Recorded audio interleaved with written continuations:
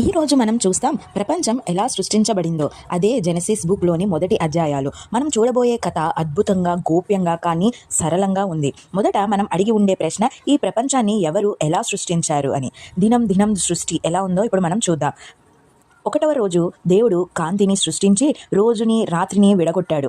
2వ రోజు ఆకాశం మరియు నీరు సృష్టించారు. 3వ రోజు భూమి, సముద్రం, మొక్కలు మరియు చెట్లు. 4వ రోజు సూర్యుడు, చంద్రుడు, నక్షత్రాలు సమయం కొరకు, కాలం కొరకు సృష్టించారు.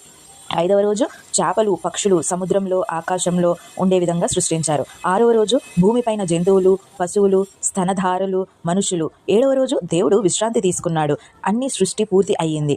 ప్రతి దినంలో దేవుడు వీటిని చేయమని చెప్పారు. అంటే ఆయన క్రమంగా, చెల్లుబాటుగా ప్రతి అంశానికి ప్రాధాన్యం ఇచ్చారు. మనకు ఇది చెబుతోంది ప్రకృతిలో క్రమం, మనుషుల జీవితంలో క్రమం, దేవుని ప్రణాళిక.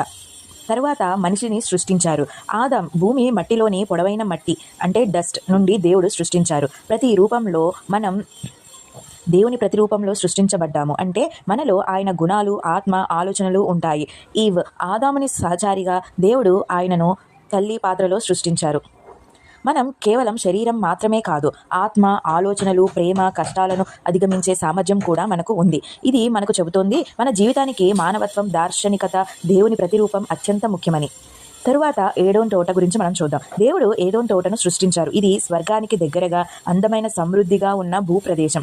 ఆదాం మరియు ఈవ్ను అక్కడ ఉంచి ప్రతి చెట్టు ఫలాలను తినవచ్చు అని అనుమతించారు. కానీ ఒక చెట్టు, knowledge of good and evil, తినకూడదని హెచ్చరించారు. ఇది మనకు చెబుతోంది మనకు స్వేచ్ఛ ఉంది, కానీ దానితో బాధ్యత కూడా ఉంది. దేవుడు మనకు ఎంచుకునే సామర్థ్యం ఇచ్చారు, కానీ నియమాలను పాటించడం ముఖ్యం. సో దీని నుంచి మనం నేర్చుకోగలిగినది ఏమంటే, ప్రకృతి క్రమం, ప్రతి దినం, ప్రతి జీవి దేవుని ప్రణాళికలో ఉంది. మానవుడి ప్రతిరూపం, మనలో ఆత్మ, ఆలోచనలు, ప్రేమ, సృజనాత్మకత ఉంది.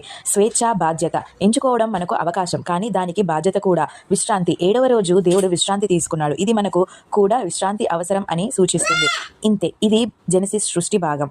మనం చూసినట్లే ప్రతి చిన్న అంశం, ప్రతి జీవి దేవుని ప్రణాళికలో ఉంది. మీరు ఈ వీడియోని ఇష్టపడ్డారా? లైక్, షేర్ మరియు సబ్స్క్రైబ్ చేయండి. తదుపరి ఎపిసోడ్ ఏడెన్ తోటలో పాపం కోసం వేచి చూడండి.